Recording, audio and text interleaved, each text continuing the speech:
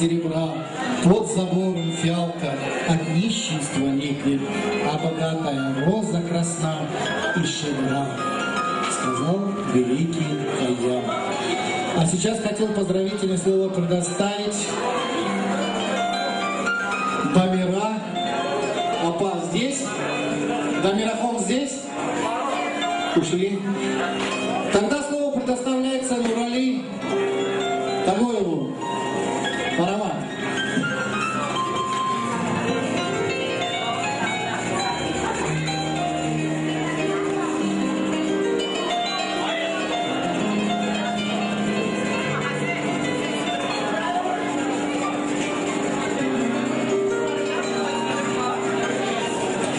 Assalomu alaykum hurmatli mehmonlar.